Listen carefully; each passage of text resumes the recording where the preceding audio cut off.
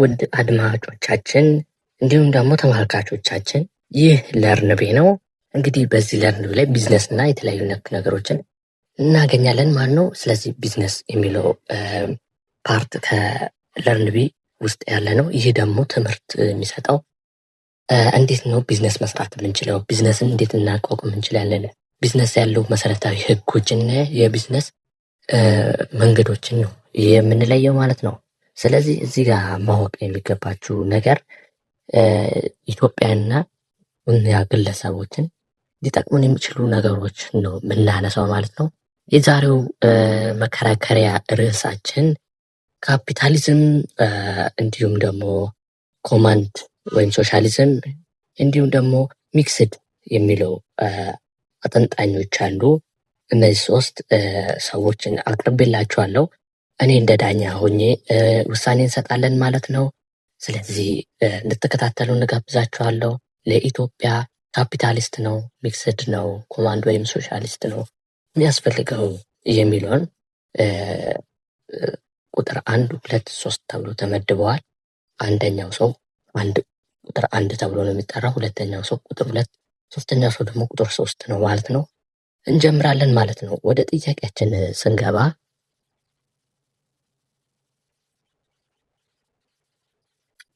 እስቲ ከቁጥር 1 እንጀምራለን ማለት ነው። የመጀመሪያው ቁጥር 1 ካፒታሊስት ነው። ሁለተኛው ቁጥር ደግሞ ኮማንድ ወይም ሶሻሊስት ነው። የመጨረሻው ቁጥር ደግሞ ሚክስድ። ስለዚህ የተነሳ ሀሳብ ኢትዮጵያ ውስጥ ከእናንተ ውስጥ የተሻለ ኢትዮጵያን ሊያሳድጋት የሚችል የህዝቡን ኢኮኖሚ ሊያሻሽል የሚችል ከድህነት ሊያወጣ የሚችል ኢኮኖሚያዊ ሲስተም የትኛው ነው ብለን እንጠይቃለን ማለት ነው። ከመጀመሪያ ከእናንተ ብንጀምር ጥሩ ይመስለኛል። እስቲ ማብራሪያ ሀሳባችሁን አንሱልን። ካፒታሊስት በጣም ወሳኝ የሆነ ነገር ነው። ካፒታሊስት ማለት ነፃነት ማለት ነው ባጭሩ። በነፃነት መንቀሳቀስ፣ በነፃነት መስራት፣ በነፃነት ሰርቶ መለወጥ፣ ሀብት ማካበት ማለት ነው። ቢዝነስ ኢኮኖሚ ላይ ስናስበው ካፒታሊስቶች በብዛት የሚታወቁት ፕሮፊት በማምጣት ነው፣ ወይም ደግሞ ትርፋማ በመሆን ነው። አንድ ሰው በሰራው ስራ ትርፋማ መሆን የሚችል ከሆነ ካፒታሊስት ነው ማለት ነው። ማንም ሰው ሳይሰራ ሳይለፋ ማግኘት የለበትም ብለን ነው የምናምነው። ምንም ሳትሰራ ወደ አንተ የሚመጣ ትርፍ የለም፣ ኪሳራም የለም። ይህ ደግሞ እድገትን አያሳይም። ለአንድ ሀገር እድገት ከሚጠቅሙ ነገሮች ካፒታሊስት ነው። ካፒታሊስት የመሆን እድል ካለ በነፃነት ተንቀሳቅሰህ ሰርተህ ለፍተህ ልታገኘው ውጤት ትርፍ ብለን እንቆጥራለን ማለት ነው። እዚህ ጋር ላነሳው ያሰብኩት ነገር ሁለት የኛ ተቃራኒ ያልሆነ ሚክስር ነው። ግን ሚክስርን መቀላቀሉ ከሶሻል ሶስት ጋር የሆነ የቀላቀሉት ነገር አለ። ኮማንዶች ደግሞ የኛ ሙሉ ለሙሉ ተጻራሪ ናቸው። ለሁለቱ ማነሳው ሀሳብ አለኝ። መጀመሪያ ከጥያቄ ቢጀምር የሰው ልጅ የራሱ የሆነ መብት አለው። ይህንን መብት መጠቀም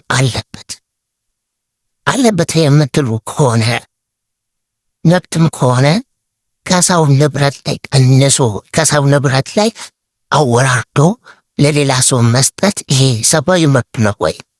ሁለተኛ ጥያቄ ደግሞ ለሚክስዶች ነው። ይህንን ኢኮኖሚክ ሲስተም እና የሶሻሊስት ሲስተም አንድ ላይ ይዞ መምራት ህገወጥ አይደለም? ሙስናን ሳያስመጣ ወይ የሚለውን ጥያቄ ልንፈልገው ወደ ራሴ ማብራሪያ አርታይታ ካፒታሊስቶች በብዛት ትርፋማ መሆናችን በጣም ያስመሰግነናል። ነፃነት መኖሩ በጣም ያስመሰግናል። ሊበራል ወይም ደግሞ ፍሪደም ነው ማለት ነው። የፈለግከውን ነገር በፈለግከው ሰዓት ማድረግ ትችላለህ። የፈለግከውን ሱቅ ትከፍታለህ፣ የፈለግከውን ሱቅ ትዘጋለህ። ይሄ አስገዳጅ ነገር አይደለም። አሁን ለምሳሌ እኔ የሆነ ልብስ ቤት ልክፈት ካልኩት ይህንን ልብስ ቤት ከከፍኩ በኋላ መልሼን እስከ ብፈልግ ብዙ ፕሮሰስ ያስፈልግ ኤግዛይል ማድረግ ይችላል፣ መውጣት ይችላል። ሌላው ግን ለኮማንድ እና ሚክስድ ትንሽ ሊከብድ ይችላል። ኮማንድ ላይ ደግሞ ፉሊ በጣም አንድ ነገር ላይ ዳቦ ወይም ደግሞ ልብስ ቤት ለሰርብታሉ ብለህ ካሰብክ በዛው መቀጠል ያለብህ የሚሽግጋሉ። ይህ ደግሞ ነጻነትን የሚሰጠው ፍሪ ፎር ኤግዛይል ፍሪ ፎር ኢንታይ ለመግባትም ለመውጣትም ፍሪደም ሊኖረው ይገባል ብዬ ነው የማስበው። ፍሪደም ከሌለ ደግሞ አንድ ሰው ተርፉና ኪሳራውን ለይቶ ለራሱ አቋም የሚያበቃውን ነገር አካባቢ ሁኔታውን አይቶ መቀየር የሚያስፈልገው ቢሆን ኖሮ መቀየር አይችልም በኮማንድ እና በሚክስድ ሲስተም ውስጥ ማለት ነው። ግን በእኛ በካፒታሊስት አይዲዮሎጂ ግን ይሄ ነገር ነፃ ነው፣ ፍሪደም ነው፣ ፍሪ የምናገኘው ነገር ነው። ስለዚህ በነፃነት እንቅስቃሴ ትችላለህ፣ የፈለግከው ሰዓት መግባት መውጣት ትችላለህ ማለት ነው። ሁለተኛ ገንዘብን እስከፈለግኩ ድረስ ፍሪደም ስላለው ማስቀመጥ ትችላለህ። ኮማንዶች አሁን ለምሳሌ ገንዘባችሁን ከ1 ሚሊዮን በታች በላይ ከሆነ እንደሌላው ማጋራት አለባችሁ፣ ሼር ማድረግ አለባችሁ። ባንክ ራሱ አይቀመጥላችሁም፣ የሆነ ነገር ይደረግባችኋል ማለት ነው። ለድሆች ይረዳሉ። ይሄ ለድሆች አትርዱ ማለት አይደለም። ፍላጎት ሲሆን ዳኑ የመርዳት ፍላጎት ካለ ትረዳለህ። አይን ያልፈልግም እኔ ሀብቴን ማካበት ትፈልጋለህ የምትል ከሆነ ደግሞ ይህ ቦታ አስቀምጠዋለህ። ካፒታል ታረቋና ኢንቨስት ማድረግ ትችላለህ። ይህም መብትን ያማከለ ነው እንጂ ግዴታን ያማከለ መሆን የለበትም። ሞራሊቲና ሎው የተለያየ መሆን አለበት። ህግና ሞራል የተለያየ ነው። ሞራል በህገ መንግስት ደረጃ የተቀመጠ ህግ አይደለም። ይህንን መተግበር ሲኖር ወይም ደግሞ መተግበር ሲኖርባቸው ካፒታሊስቶች ኮማንዶች ይህንን ነገር ይቃረኑታል ማለት ነው። ስለዚህ እንደኔ ሀሳብ ካፒታሊስት ለኢትዮጵያ በጣም ወሳኝ ነገር ነው ብዬ ነው የማስበው። ኢኮኖሚያውን ለማሳደግ ፍሪደም ያስፈልጋል የሚል ሀሳብ ኔ። እሺ ጥሩ ሀሳብ ተቀብለናል። እዚህ ሀሳብ ንግግር ላይ ሁለተኛው ደግሞ ኮማንድ ነው። ስለዚህ ሀሳብ ጥያቄና መልሳችሁን ታስረክበኛላችሁ። እንጀምር። ሲጀመር እኮ ነጻነት አይኑር አይደለም ይህ የምንለው። የኛ ሀሳብ እንደኛ አስተሳሰብ ከሆነ ነጻነት የሚኖረው እኩል ሲሆን ነው ሁሉም ሰው። አሁን ለምሳሌ አንድ ሰው መጥቶ የሆነ የምትኖሩበት አካባቢ ገንዘብ ስላለው ብቻ የእናንተን ኑሮ ውስጥ ጣልቃ ገብቶ ቤቱን አስለቅቆ መኖር ይችላል። ኢኒኳሊቲ የሚለውን ሀሳብ እዛ ጋ ማሰብ ሳይሆን አሁን ለምሳሌ ቅድም ስነግራችሁ እኮ ነበረ አንድ ሰው የሆነ ቤት ውስጥ እየኖረ የወረደ ቤት ውስጥ የሚኖር ከሆነ የወረደ ቤት ነው ያለው ማለት ነው። ይህ የወረደ ቤት በመኖሩ ምክንያት ባለ ሀብቶች ሪል ስቴት መስራት ፈለጉ እዛ ቦታ ላይ እና የሰውየውን ነጻነት ሊጠቀሙበት አልፈለጉም። ምንድነው በቀጥታ ሳይሆን በተዘዋዋሪ መንገድ ገንዘብ ለሌላ ሰው በመስጠት ለመንግስት አካላት በመስጠት ሊሆን ይችላል፣ በተለያዩ ሰዎች አካላት በቃ ለሚመለከታቸው አካላት ገንዘብ በመስጠት ያን ሰው እንዲነሳ አደረጉ። ከዛ በኋላ የራሳቸውን ጥቅም አካሂዱ፣ ሪስቴቱን ገነቡ። ሰውየው ግን ድህነትን እየማቀቀ ነው እየኖረ ያለው። የትኛው ታዲያ ነጻነት ተብሎ የሚታሰበው? ነጻነት በካፒታሊስት ደረጃ ነጻነት ማለት ሌላ ነው። ይህ አሁን የነገርኳችሁ ታሪክ ልቦለድ ነው፣ ዝም ብሎ እንደ ታሪክ ነገር ነው እንጂ እውነት የሌለ አይደለም ለማለት ፈልጌ። ግን ካፒታሊስቶችን ስታስቧቸው ነጻነት ይላሉ። እናንተ የምታወሩት ነጻነት እና እኛ የምንለው ነጻነት የተለያየ ነው። ሰው እኩል መሆን ሲጀምር ነው ነጻነት ሊኖር የሚገባው። ኢኳሊቲ የሚባል ነገር አለ፣ እኩልነት። አንድ ሰው ከአንድ ሰው ጋር እኩል መሆን የሚችል ከሆነ እኩልነት ካለ ነጻነት ይኖራል። አሁን አንተ ሀብታም ከሆነ ሰው ጋር አጠገብ ብትቀመጥ የማውራት ነጻነት አለ። የማውራት ነጻነት ስላችሁ አሁን ለምሳሌ ያን ሰውዬ መሳደብ እንደ እኩያችሁ የሆነ ነገር መናገር አችሁ፣ እድሜያችሁ ግን እኩል ነው። ገንዘብ አይሰጠኝም ወይም ደግሞ የሆነ ነገር ያደርገኛል በሚል ሀሳብ በዛ አይዲዮሎጂ አስተሳሰብ ምን ትላላችሁ? ያ ሰውዬ ምንም ሳትሉት ትሄዳላችሁ። እኩያችሁ ከሆነ ድሃም ከሆነ ግን እኩል የመሳደብ ፍላጎት፣ የተለያዩ ነገሮች ይነሳል። ነጻነት ማለት ይሄ ነው። ወጣ ሰው እኩል ከሆነ ነጻነት ማግኘት ይችላል። ማንም ለማብለጥ አይፈልግም ማለት ነው። የኛ ኮማንድ ኢኮኖሚ ሲስተም እኩል ተጨማሪም ቢሆን ለማሳካት ያስፈልገው እንደ ካፒታሊዝም እኩልነትን በማሳት ነፃነትን ማስወገድ አይደለም። አሁን እነሱ ነፃነትን ብሎ የሚያስቡት የሆነ ሱቅ ውስጥ ገባሉ፣ እኩል ፍሪደም እንዲኖር ያደርጋሉ። የሆነ ሱቅ ይገባሉ፣ ከዛ ላይ ይወጣሉ። መግባት መውጣት አይደለም ነፃነት። መግባት መውጣት ስላችሁ ይሄ ቤት መግባት መውጣት አይደለም። ሱቅ የሆነ ነገር ክሬት ታደርጋላችሁ፣ ያንን መቀጠል ያለባችሁ። ምክንያቱም አንድ ቦታ ላይ የተለያዩ ነገሮችን መኖር ስላለበት፣ አሁን ለምሳሌ ከአጠገባችሁ ፀጉር ቤት ከተከፈተ ከዛም አጠገብ ፀጉር ቤት እናንተም ፀጉር ቤት መከፍቱ ከሆነ ባላንስ አይመጣም። እዛ ቦታ ላይ የሆነ ምግብ ቤት ያስፈልጋል። ስለዚህ እናንተ ምግብ ቤት መክፈት አለባችሁ። ለዛ ነው ባላንስ ማምጣት፣ እኩልነት ማምጣት የሚባለው ሀሳብ አይዲዮሎጂ ሊገባችሁ ያልቻለው። ካፒታሊዝሞች የራሴ ፍላጎት የራሱ ፍላጎት አይደለም። ሁሉም ቦታ ላይ ተመጣጣኝ የሆነ ኢኮኖሚያዊ ስቴቢሊቲ እንዲኖር ነው የሚፈለገው። ለምሳሌ አንድ አካባቢ ላይ ሰዎች ብዙ ስላሉ የተለያዩ ነገሮችን ማስቀመጥ የተለያዩ ፕሪፈር ማድረግ ሲገባል አንድ አይነት ነገር ማድረጋቸው። አሁን ለምሳሌ ፀጉር ቤት አለ። አሁን ቅድም ያነሳሁት ሀሳብ አለ። ፀጉር ቤት አሁን ሰዎች በብዛት ፀጉር ስለሚቆረጡ ለሰው ፍላጎት ሲባል ብቻ ወደ 10-20 የሆኑ ፀጉር ቤት መክፈት አይደለም ዋናው ነገር። ፀጉር ቤቱ በዛ ከተባለ 4 ወይ 3 ቢሆኑ ከዛ በኋላ ሌላ ነገር ቀየራ። የምግብ ቤት፣ ልብስ ቤት፣ ሆስፒታል ምናምን ነው እንጂ ፋሲሊቴሽን መገንባት ሁሉም የራሱን የተለያየ ነገር ማቅረብ ሲችል ህዝቡ በስነ ስርዓት መገልገል ይችላል። ክራውድድነስ የሚባል ነገር አይኖርም። አሁን ለሕክምና ተብሎ በካፒታሊስት ደረጃ ከአንድ ስቴት ወደ ሌላ ስቴት ይሄዳል። ይሄ አግባብነት ያለው ይመስለኛል። በአንድ አካባቢ የተለያየ ነገር ነው የሚያስፈልገው፣ የተለያየ ኢኮኖሚ ያላቸው ነገር ነው የሚያስፈልገው ማለት ነው። ይህ ነው ፍሪደም ሊኖር የሚባለው እንጂ ዝም ብሎ በተለያየ ነገር ይሄ በአንድ የተለያየ አይደለም። በአንድ አይነት ነገር ተመሳሳይ በሆነ ነገር ብቻ ኢኮኖሚን ማራመድ አይቻልም። ምክንያቱም ይበልጡን ወደ ድህነት ነው የሚገፋው። አሜሪካ ካፒታሊስት ናት፣ ግን እሷ የምትከተለው ካፒታሊስት ከሌላው ካፒታሊስት ይለያል።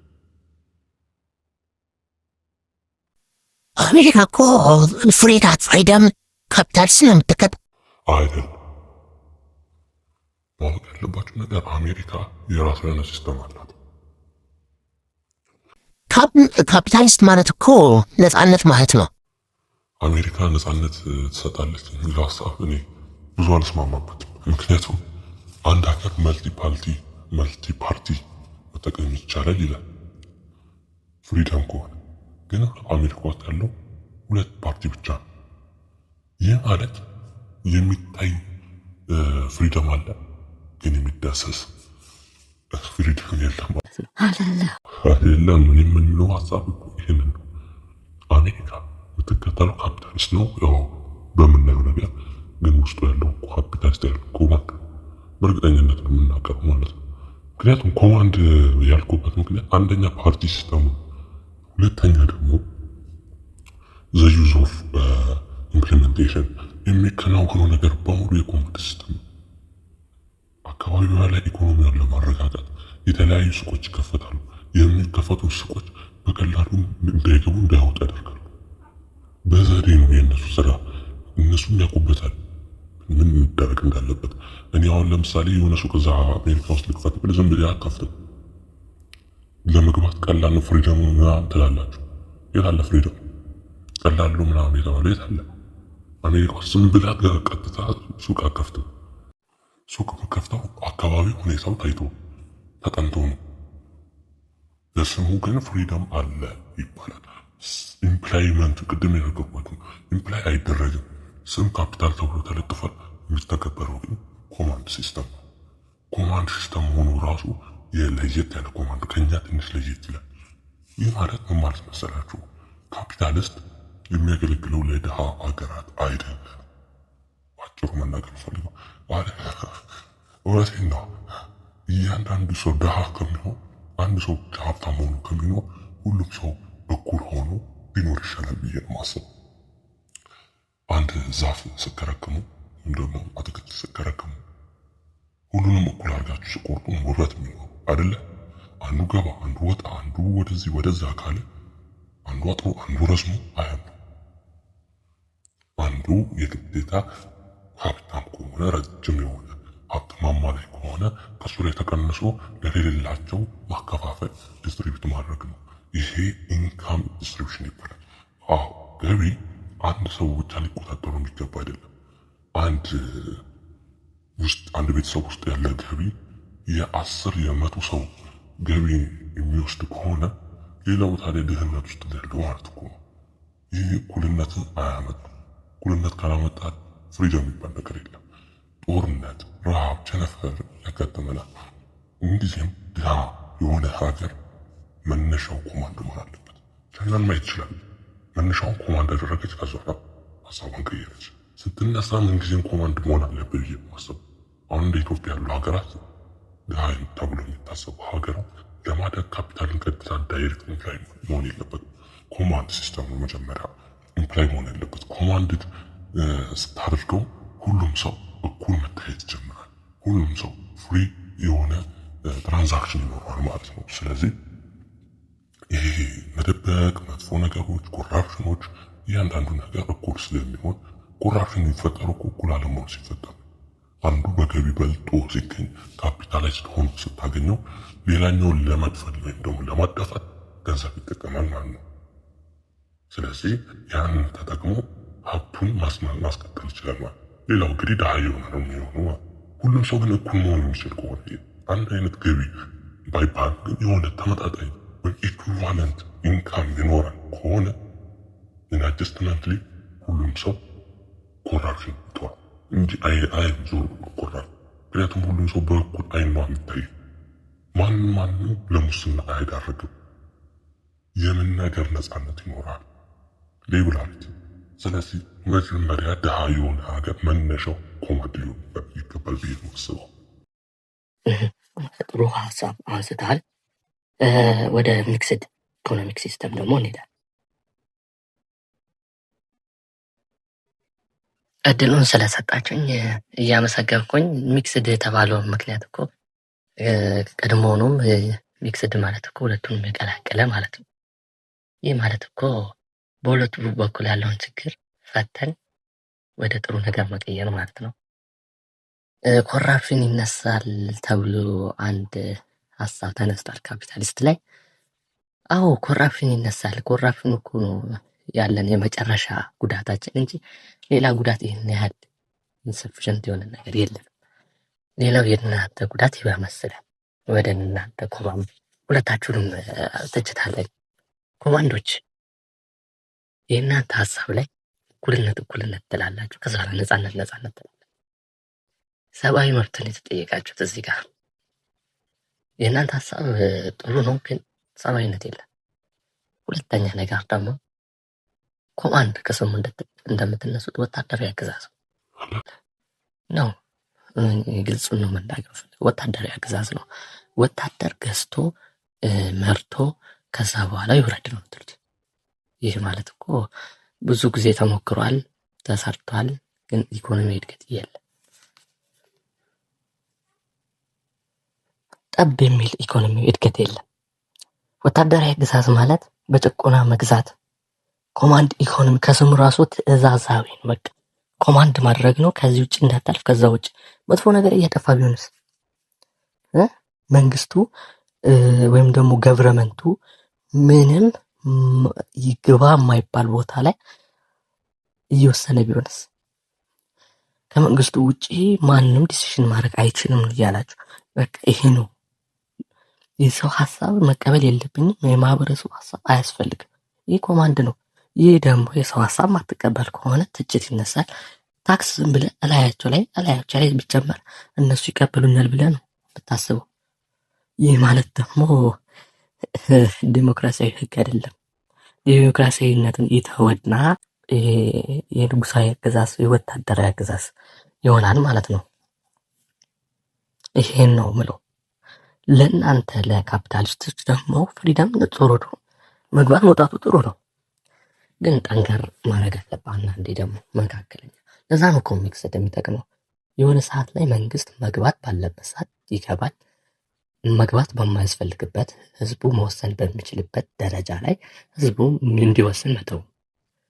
አሁን ለምሳሌ የታክስ ጥያቄ ላይ ታክስ ሲቀርብ መጀመሪያ ህዝቡን ማማከር እንደ ሚክስድ ላይ ህዝቡ ለዚህ ነገር ሊጨመር ነው ኢምፕሎይውን ሳይሆን ብሎ ሀሳብ ይነሳል። ህዝቡ በአንድ ላይ ከተስማማ ከመንግስት ጋር ያለውን ሀሳብ 50% ወስዶ ይጸድቃል። መሆን ያለበትን ነገር አሁን ለምሳሌ ታክስ ነው መሆን ያለበት ነገር ነው። ግን አሁን ለምሳሌ ሀገር እየተወረረች እያያችሁ ህዝቡ አይ ትወረር ችግር የለውም ይበልጡኑ ነፃነት እናገኛለን ቢል መንግስት አሁን በራሱ ውሳኔ መሄድ ይችላል። አያ ግለሰብ የሚያነሳውን ሀሳብ አንዳንዴ መቀበል የለብንም። ስለዚህ የኔ ሀሳብ ግለሰብ ብቻውን ሊወስን አይገባም። መንግስት አካል ብቻ ሊወስን አይገባም። ስለዚህ አሁን ባነሳሁት ሀሳብ የግለሰብ ተጽዕኖ እና የመንግስት ተጽዕኖ አንድ ላይ መሆን አለባቸው። አንድ ላይ ሪፎርም ተደርገው ተስተካክለው ከዛ በኋላ ወደ ውሳኔ የሚገባበት አካል መሆን አለበት። ዝም ብለን አሁን አንዱ አካል ኮማንድ ላይ መንግስት ብቻ ነው ሊወስን የሚችለው። መንግስት ያዘዘውን ነገር ብቻ ነው ኮማንድ አድርገህ የምትኖረው።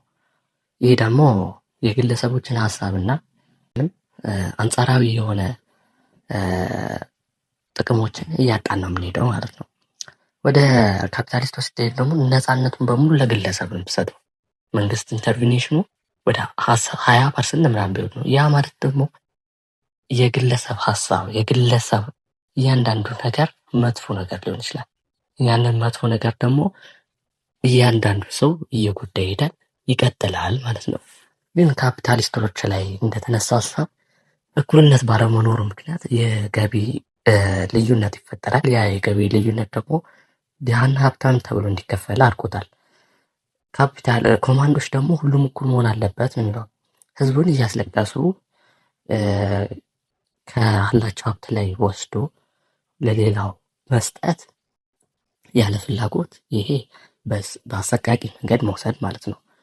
ካፒታሊስት ላይ ደግሞ አንዱ ሀብታም ሆኖ አንዱ ድሃ ማድረግ የብዙሃን ህዝብ ባህሪና ካራክተር ነው። ይህ ደግሞ የህዝቡን ምሬት፣ ንዴት እና ደግሞ ህዝቡ የተለያዩ ሰቆቃ ውስጥ ይገባል። ሚክስድ ደግሞ አሁን ከስሙ እንደምትረዱት መደረግ ያለበትን ተመጣጣኝ ነገር ነው። ፍሪደሙ ሰብስክሪንት የሆነ ፍሪደም ነው። ብዙ ነፃነት የማይሰጥ ብዙ ነፃነት የማይነፍቅ እስከፈለግከው ሀብት ድረስ ማካበት ትችላለህ፣ ግን ገደብ አለች። የሆነ የሁሉንም ኢንካም መውረር የሚችል ገቢ ካለ ከዛ ላይ አቅምህ እንዲወርድ ይደረጋል። ግን የራስን ሀብት እያካበትክ ትሄዳለህ። አሁን የ3-4 ሰው ገቢ በአንድ የምታገኝ ከሆነ ያንን ገቢ ቀነስ እንድታደርግ በግብር መልክ ይወሰዳል ማለት ነው። በዛ ላይ ደግሞ ገቢ ብቻ አይደለም፣ እንደ ኮማንድ በአስገዳጅ ሁኔታ ቆርጥ አይደለም የምትወስደው። በታክስ መልክ ሰውየው ደንገጥ እንዳይል ከአካሌ ካፈራሁት ሀብቴ ተብሎ እንዳይታሰብ፣ እንዲሁም ደግሞ ተመጣጣኝ ካልኩሌት ተደርጎ ለህዝቡ እኩልነት ሲባል ሚስተካከል ነው ማለት ነው። ያ ነው የኢኮኖሚክ ሲስተም ማለት። ሚክስድ ማለት ይሄ ነው። ጠቀሜታው ለዚህ ነው። የሁለታችሁንም ወገኖች ችግራችሁን ቀርፈ ነው ሚክስ አድርገን የምናመጣው እንጂ ይሄ ተቃራኒ የሆነ አስተሳሰብ እንድታስቡ አይደለም ማለት ነው። እዚህ ጋ ትልቅ የሆነ ጥያቄ አለ። በኮማንድ ስር ነው ያለሁት እና በኮማንድ ስር ስላችሁ ኮማንድን ወክዬ ነው ማብራራው። ኮማንድ እዚህ ጋ የሰውን ምሬትና ሰቆቃ ቁረጥ አይደለም፣ መቆረጥ ስላለበት ነው። አታለህ ቁረጥ፣ አታለህ ወስደህ ለህዝቡ አከፋፍል አይደለም የኛ ሀሳብ። እኩል መሆን ያለበት ነገር ላይ እኩል መሆን አለበት ነው። በየወሩ 1 ሚሊዮን ብር የሚያገኝ ሰው እና በየወሩ 1200 1300 የሚያገኝ ሰው እንደው በምን ታክል ነው ታክስ ጨምረህበት ከዛ ሰውዬ ላይ የምቀንሰው? 100% ታክስ ቻርጅ አድርገህ ነው 80%? ያ ማለት እኮ ሰውዬው ዳይሬክት አሁንም ከምር ቤት አልወጣም። እዚህ ጋር የኛ ሀሳብ ግልጽ የሆነ ኢኮኖሚ ሲስተም ነው። እኩል መሆን አለብህ ተብለህ ሲቆረጥብህና ፍሪ ነህ ተብለህ ጉምት ሲደረግብህ የተለያየ ነገር ነው የምታሰበው። እያወቅከው የምትጎዳና ሳታውቀው በድንገት የሚጎዳ አካል የተለያየ። ስለዚህ ምን ማለት ፈልጌ ነው ሲል ኮማንድ ላይ መንግስት ኢንተርቬን ማድረግ አለበት። አሁን መንግስት የማን አካል ነው? የህዝብ አካል ነው። ሌላ አዲስ ነገር እኮ የለውም። ያው ትንሽ ሰዎች ወይም ደግሞ ባለስልጣናት የሚወስኑት ውሳኔ አለ። ያ ደግሞ የሚወሰነው ደግሞ ህዝቡን ተጠያቂ በማድረግ ነው። ይሄ እኮ ሙሉ ለሙሉ መንግስት ብቻ ይወስነዋል አይደለም፣ አብዛኛውን ፐርሰንት መንግስት ይወስነዋል የሚለውን ሀሳብ ነው። መንግስት ማለት ህዝብ ነው። ህዝብ ደግሞ እያንዳንዱ ሀሳብ ተነስቶ በአንድ ላይ ወደ መንግስት ይገባል ማለት ነው። በትን ደረጃ ስታስቡት አሁን መንግስት ብቻ ነው የሚወስነው ካላችሁ እናንተ የወሰናችሁት ውሳኔ፣ ግለሰብ የወሰነው ውሳኔ ከእናንተ ሌላ ያለው ህዝብ እየመረጠ እያሰበ ነው ማለት ነው፣ እየፈለገ ነው ማለት ነው። ይህ ማለት የአንተ ሀሳብ ብቻ ነው ከህዝቡ ጋር እየተቃረነ ያለው። አንተ ያልተስማማበት ሀሳብ የአንተ ደግሞ ተቃራኒ የሆኑ ሰዎች ደግሞ ተስማምተዋል። ስለዚህ ብልጫ ያለው ሰው ነው የመንግስት ውሳኔ ላይ መግባት የሚችለው ማለት ነው። ማጆሪቱ ደግሞ አነስት ያሉት ሀሳቦች በማጆሪቲዎቹ ይጠቃለላሉ የተባሉ። እንደ ሚክስድ ኢኮኖሚ ሲስተም ግን ማጆሪቲውን ይወስንና ማጆሪቲውን የራሳቸውን ሀሳብ እንዲያንጸባርቁ ይደረጋል የሚል ሀሳብ አለ ሚክስድ ላይ። ያ ማለት የራሳቸውን ወገን ሀሳብ ይዘው የሌላውን ሀሳብ መናቅ ይጀምራሉ ማለት ነው።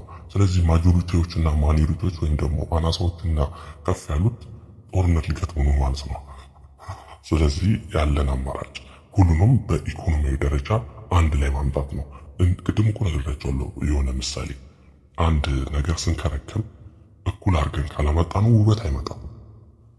ሁሉም ሰው አንድ ሀብታም አንዱን ትንሽ፣ ምሬት፣ ስደት ምናምን ሀገሬ ላይ አልለወጥም የሚለው ሀሳብ የኢኮኖሚያዊ ልዩነት ነው። ምንም አዲስ ነገር አይደለም። ሁሉም ሰው እኩል ሆኖ የሚታይ ከሆነ ሁሉም ለራሱ ይለፋ። ሁሉም ለራሱ ለፋ ማለት ለሀገሩ ለፋ ማለት ነው።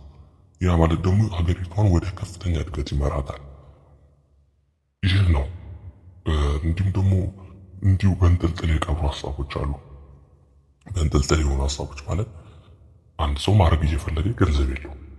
ስለዚህ ያ ሀሳብ እንደ ተጠለጠለ ይቀራል ወይም ደግሞ እዛው ሳይከናወን ይቀራል ማለት ነው። ይህ መሆን የለበትም ብለን ነው የምናስበው። ስለዚህ ያለን አማራጭ ሲስተሙን እኩል በማድረግ ገንዘቡን ማመጣጠን፣ ገቢን ማመጣጠን ነው። ገቢን ማመጣጠን ሲቻል ነው ሀገር ማደግ የሚጀምረው። ይሄ ነው የኛ ዓላማ። ሰው እኩልነትን ካልፈቀደ ነፃነትንና ኢኮኖሚያዊ ልዩነትን ማስቀረት እንጀምራለን ማለት ነው። ስላችሁ ኢንካማችን እየወረደ እንዲሁም ደግሞ ነፃነታችንን በዛው ልክ እየወረደ ይመጣል ማለት ነው። ብዙ ጊዜ ተናግሬያለሁ። አጠገባችሁ ካለው ነገር ተረዱ። አጠገባችሁ ባለ ሀብት ያለው ሰው ጓደኞቹ ሀብታም ነው፣ የፈለገውን ነገር የእናንተ ላይ ማድረግ ይችላል። አንዳንድ ነገሮችን ሳያካትት ማለት ነው። አሁን ለምሳሌ እናንተ ላስደብድብ ይደበድባል። በቃ ይህ እኮ አዲስ ነገር አይደለም። ግን እኩል ቋንቋ ማን ይደበድባል? ስለዚህ ለድብድብ ሳይሆን የምትሄደው ራስን ለማውጣት ሞክር ማለት ነው። ስለዚህ ራስን ለማውጣት ሞክር። ሁሉም የራሱን ለማውጣት ሲሞክር እድገቱ እየከፍ እያለ ድህነቱ እየቀነሰ ይሄዳል። ከዛ ላይ ኢኮኖሚውን መቀየር ይቻላል ነው። አንድ ሀገር ኢኮኖሚውን ለማሻሻል ግዴታ ኮማንድ ሞራል ማስመረድ ነው። ቻይናን መሰረት አድርገን ነው እናንተ ማቀርብላችሁ። ቻይና ኮማንድ ኢኮኖሚ ሲስተምን መከተል የጀመረችው ቆይታለች። ግን ያንን ኮማንድ ኢኮኖሚ ሲስተምን ሽፍት አደረገች ይባላል። አሁንም ትጠቀማለች። ግን እንደምታዩት ነው አሜሪካ፣ ቻይና፣ ሁሉም ሀገራት ሩሲያ መውሰድ ትችላላችሁ። ኮማንድ በግልጽ የተናገሩ አሉ። ከዛ ዋለስ ውስጥ ስፔሲፊክ ኮማንድ ወይም ፎርስ ናይን እንደምንለው ኳስ ላይ ፎርስ ናይን እንደምንለው አለ። ፎርስ የሆኑ ኮማንድ የሚጠቀሙ ኮማንድ ይጠቀማሉ። ግን ሲታዩ ካፒታል ነው የሚመስሉት ማለት ነው። እይታችንና ክንወናውን የተለያየ ነው ብለው በምክንያት ነው። ይሄ ነው የናሰው።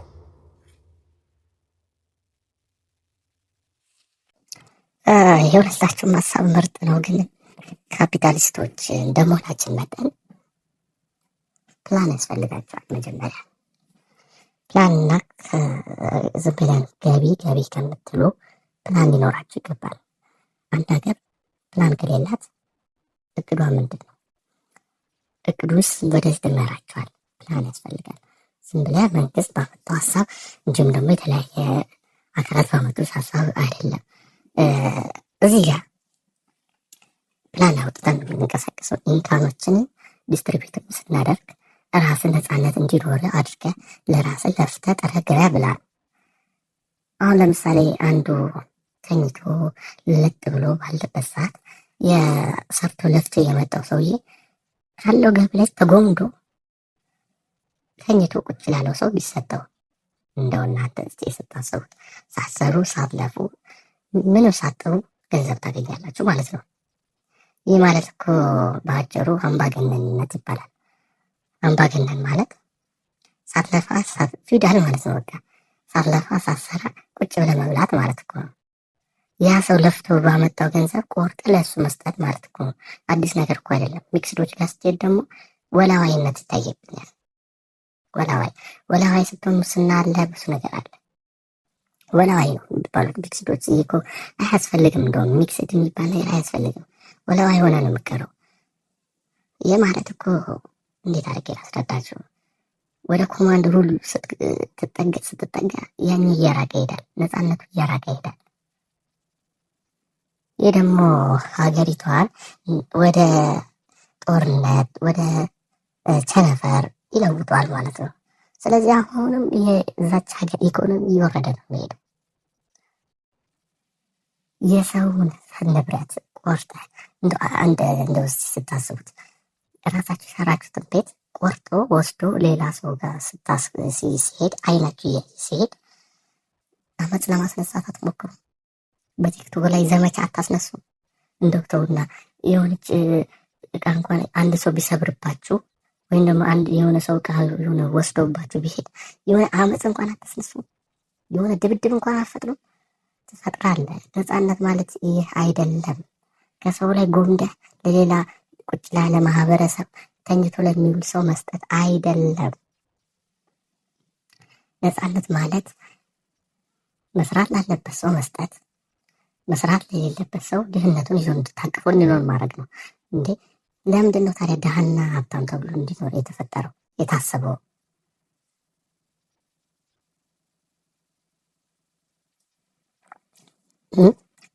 ድሃ ስላልሰራ ነው፣ ስላለፋ ነው። እና ያልሰራ አሁን እዚህ ጋር ሰርተህ ገንዘብ የምታገኝ ከሆነ ፌር ነው። ሳትሰራ ታዲያ ገንዘብ እንድታገኝ የሚፈቅድልህ ስርዓት ምንድን ነው? ኮማንድ ነው። ስለዚህ ሳትሰራ መለወጥ የምችል ከሆነ ምንም ታዲያ ኢኮኖሚ ስርዓት ሆነ ማለት ነው።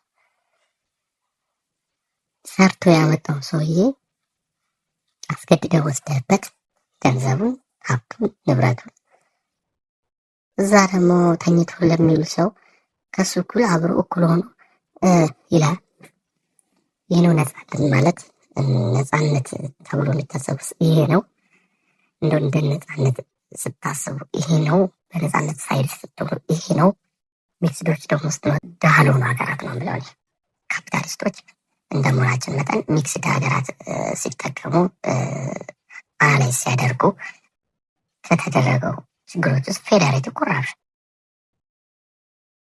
ይህ ደግሞ ለከፍተኛ የሆነ የሀገሪቱ ድህነት አንደኛና መሰረታዊ አፍሪካ ውስጥ እያንዳንዱ ሀገር ሙስና አለ። ያ ሙስና ደግሞ እድገት እየጎተተ ነው የሚመጣው። ይህ አጭር ነገር ምንም መዋላ ወደኋላ ወደ ጎን ማለት አያስፈልግም። ሙስና ነው አንደኛው። ሙስና አፍሪካ ውስጥ ከተወገደ አንድ ስቴፕ ከአውሮፓ ጋር ኩል እየሆን ነው የምንሄደው።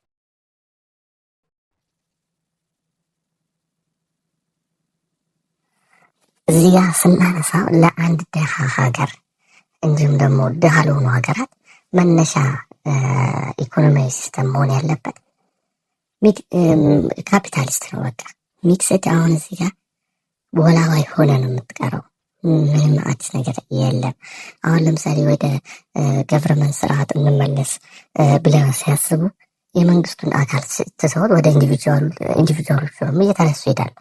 ይህ ማለት ደግሞ እያንዳንዱ የመንግስቱ አካላት ስርዓት ውቅር ሲሰራ የግለሰቡ ሀሳብ ደግሞ እየተተወ ይሄዳል። መሀል ላይ ሆነ ማለት ነው። ይህ ማለት ደግሞ መልሰን ደግሞ ወደ ግለሰቦች ሀሳብ ደግሞ እንሄዳለን ብሎ ሲመጡ መንግስቱ ያወጣውን ረቂቅ ሀሳብ ደግሞ እየተውት ይሄዳሉ። ያ ማለት እኮ መሀል ላይ ሆነ ትራንስሌተር ሆነ ቀረ ማለት ነው። ስለዚህ ይህ ማለት ከፍተኛ የሆነ ቁጥጥር አይኖርም ማለት ነው። ማን ይቆጣጠረው ታዲያ? የሆነ አካል በቃ እንዲህ ዲሳይድ ተደርጎ መቀመጥ አለበት ፊት ለፊት። በቃ አዲስ ነገር የለም። ወይ መንግስት ወይ ግለሰብ ስላችሁ እያንዳንዱ ህዝብ ማለት ነው። መንግስት መጥቶ ኮራፕሽን ይቆም ማለት አለበት። ወይ ደግሞ ግለሰቦች ተነስተው ወይም ማህበረሰቡ ተነስቶ ምን ማለት አለበት? እያንዳንዱ ማህበረሰብ ኮራፕሽን ይቅር ብሎ መነሳት አለበት ነው የኛ ሀሳብ። ሁለተኛ ሀሳብ ደግሞ መንግስት ትንሽ ፐርሰንት ነው መሸፈን ያለበት የሚለው ሀሳብ የኛ ጥሩ ነው። ምክንያቱም አሁን 20% የሚሆን ኢንሹራንስ ፐርሰንት ደግሞ እያንዳንዱ ህዝብ ማለት መንግስት ነው የሚለው ሀሳብ እኔ ብዙ አልስማማበትም።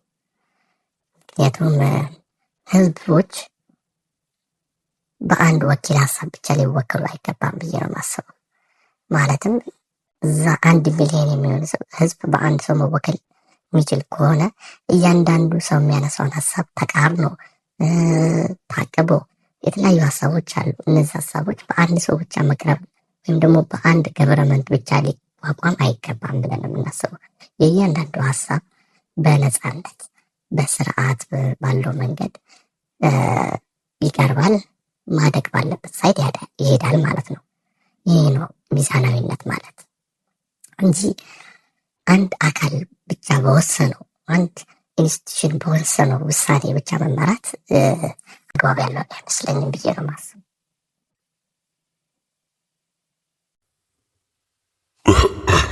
ኮማንድ እንባላለን። ያው ኮማንድ ስርዓት ከስሙ እንደምትረዱት መንግስት ብቻ ይቆጣጠረው የሚል ሀሳብ ነው። መንግስት ማለት ህዝብ ነው የሚለው ሀሳብ እኛ ደግሞ ያስማማናል። ህዝቦች ተሰብስበው በጋራ የሚያወጡት ሀሳብ አለ። ያንን ሀሳብ ነው አንድ ላይ ኮንፊርም አድርገን እናቀርበው። የየግል ሀሳብ ቢሆንማ ለሁሉም መጥቀም አይቻልማ። እያንዳንዱ ሰው የሚፈልገው ፍላጎት አለ። እያንዳንዱ የሚፈልገውን ሀሳብ ፍላጎት ኢምፕላይ ማድረግ ይከብዳል። ምክንያቱም ያለን ሪሶርስ እና ህዝቡ የተለያየ ነው። ህዝቡ ሚሊዮን ሆኖ ያለን ፖቴንሻል ኢነርጂ 10 የሚሆን ከሆነ ምንድን ነው ጠቀሜታው? እዚህ ጋም ለ10 የሆነ 10 ሚሊዮን አልኩኝ 10 ብር ኖሯችሁ ለ20 ሰው ያንን ብር ማከፋፈል እንደሚከብደው ሁሉ ለእያንዳንዱ ግለሰብ የሚፈልገው ፍላጎት ለማሳካት እያንዳንዱ ኢንዲቪጁዋል የሆነ ቪው እንዲታይ ማየት ይከብዳል። እንደ ሀሳብ የኛ ሀሳብ ጠቅለል አድርገህ ኮመን የሆነ ቪውን ታወጣና ከዛ በኋላ ኢምፕላይ መሆን ያለበትን ዲሳይድ አድርገን ኮማንድ ማድረግ ነው። ይሄ ሾርት የሆነ አጭር የሆነ ነገር ነው። በቃ ብዙ ጉዳት የሌለው ማለት ነው። ህዝቡ ላይ ጎዳ የሚችል ቪው እንዲሁም ደግሞ ህዝቡ ኮመን የሆነ ኮመን ከስሙ ራሱ ኮመን ማለት ኮማንድ ማለት ተመሳሳይ የሆነ ፍላጎቶች አሉ እና ቤኔፊት ያለው ወይም ጠቀሜታ ያለው ነው ሰብሰብ አድርገን የምታንጸባረቀው። ኮማንድ ኢኮኖሚክ ሲስተም ከዚህ ነው የሚነሳው። የጋራ ሀሳብ ማለት ነው። የጋራ ራዕይ፣ የጋራ እድገት ማለት ነው። ሁለተኛ የተነሳው ሀሳብ ደግሞ አንድ ሰው ሳይለፋ ሳይሰራ ያገኛል ገንዘብ የሚለው ሀሳብ ይሄ ትክክል አይመስለኝም። ምክንያቱም አንድ ሰው በኢኮኖሚ እያደገ በሄደ ቁጥር እየጨመረ በመጣ ቁጥር ከዛ ላይም ቀንሰ መስጠት ከሀብቱ ላይ ተቆረጠ አይደለም፣ ከሀገሪቱ ሀብት ላይ ነው እንትን እኩል ያደረገው። ያ ማለት እኮ ሰውየው ያለ አግባብ የሀገሪቱን ሀብት እየመዘበረ ነው። ሰውየው እንግዲህ ያለምንም አግባብ በነፃነት ከሰጠ ነው ያንን እንዲጠቀም ነፃነቱን እንዲሄድ በገፋን ቁጥር ሀገር ነው የመሆን እድል አለው ሰውየው ብቻ። ያ ማለት ደግሞ እነዛ የቀሩት ሰዎች ድሃ ሆነው ይኖራሉ ማለት ነው። ተኝቶ ሳይሰሩ ይበላሉ የሚለው ሀሳብ ደግሞ መጀመሪያ መንግስት የሚያቋቁማቸው ፓርቲሲፔሽን አላቸው። ፓርቲሲፔሽን ማለት ሰው የሚሰራውን አቋም ያለውን ሁኔታ ገቢን ነው እንጂ የሚያመጣጥኑት የሰራውን ያህል መጠን እንትን አይልም። ይሄ የሰራውን ለሌላ ሰው ይሰጣል የሚለው ሀሳብ አይደለም። ያ ማለት እኮ አሁን 5 ቤት ቢኖር 2 ቤት ለአንተ ይትይዝና 3ቱን ቤት ለሌላ ሰው መስጠት ነው። 2ቱን ቤት ታዲያ ምን ልታረግበት ነው? የቀሩት 3 ቤቶች ምን ልታረግባቸው ነው?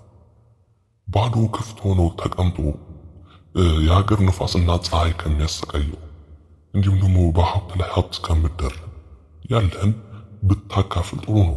ይሄ እንደ ሞራሊቲ ሀሳብ ስታስበው ይሄ ነው። በህግ ደረጃ ግን ይህም መሆን አለበት ብዬ ነው ማስበው። ማለትም አንድ ሰው በጣም ሀብት ሲኖረው አሁን ለምሳሌ የራሱ የሆነ ገደብ አለው። 5 ቤት ካለ 3ቱን ትሰጣለህ፣ 2ቱን ለራስህ ነው ማለት ነው። ያ ማለት 2ቱ በደንብ ያኖራል የሚያኖር ከሆነ ማለት ነው። 3ቱ ቤቶች ለፍተን ያገኛቸው አዎ፣ ግን የሀገሪቱን ንብረት ነው እየዘረፍክ ያለው ማለት ነው። ባጭሩ ይሄ ነው። የ5 ቦታዎች አሉ። ከ5ቱ ቦታዎቹ 2ቱ ያንተ ናቸው። 3ቱ ቦታዎች ደግሞ የሀገሪቱ ንብረት ናቸው። ምክንያቱም የተቀሩት ሰዎች ይሰራሉ፣ ይለፋሉ፣ ግን ያን ቦታ ማግኘት አይችሉም በካፒታሊስት ደረጃ። ምክንያቱም የራስህን ማካበት ንብረትን ማካበት ትችላለህ። እያሰፋው ዋይድ እያደረግ መሄድ ትችላለህ። ከ15ም በላይም ልትሄድ ትችላለህ። ይህ የቀረው ቤት ለእያንዳንዱ ግለሰብ ላይሰጥ ነው ማለት ነው። 100 ቤት አንድ ሰው ከሚይዝና እያንዳንዱ ቤት ውስጥ 100 የሆኑ ሰዎች ቢኖሩ የተሻለ ብለህ የምታስበው የትኛውን ነው? አንተ እያንዳንዱ ቤት እየሄድክ ብትኖር ይሻላል ወይስ አንተ እዛው ስፔሲፊካሊ ተቀምጠህ ያው ለአንተ ኑሮ ተመቻችቶልህ ሌላውን ደግሞ መርዳት የምትችል ቢሆን ኖሮ 99 የሚሆኑ ሰዎች ደግሞ ከመሬት ጎዳና ላይ ከድህነት አረንቋ ላይ ወጥተው ኢኮኖሚያቸውን አሻሽለው ለውጠው ወደ ዓላማቸው የሚጠጉበትን መንገድ የምትፈጥር ከሆነስ? ይህ ነው። ያ ማለት 3ቱ የቀሩት ቤቶች የመንግስት ናቸው። አንተን እስክትኖር አንተን ህይወት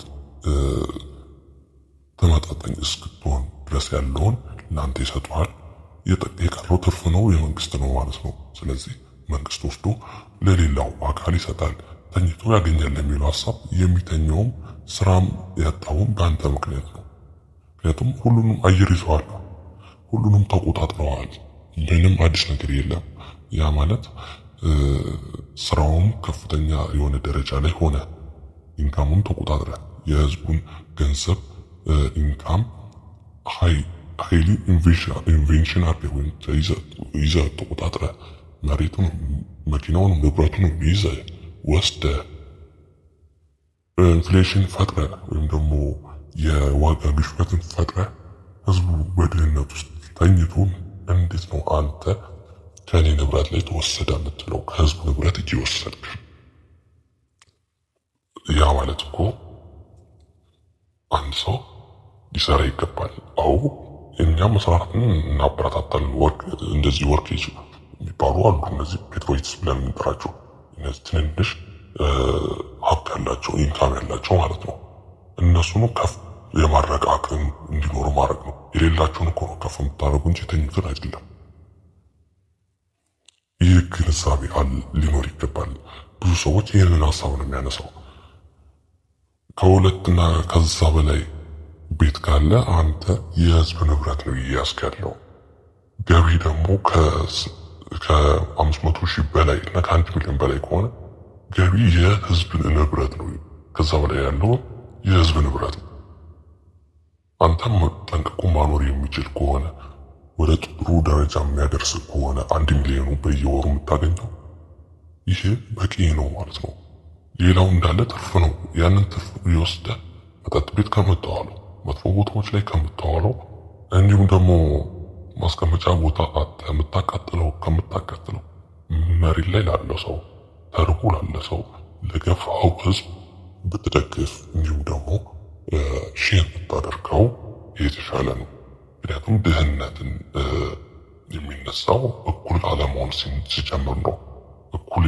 እኩልነትን የምታስቀረው ደግሞ በዛ ሜትድ ነው እንጂ ከታርገ የሙሉ ለሙሉ የሰውየውን ነገር ከታርገ ወደዛ ማምጣት አይደለም።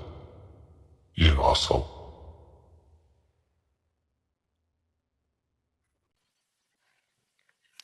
ሚክስድ ኢኮኖሚክ ሲስተም ለእኔ እድል ስለተሰጠ ሚክስድ ኢኮኖሚክ ሲስተም አቅራቢ ነኝ።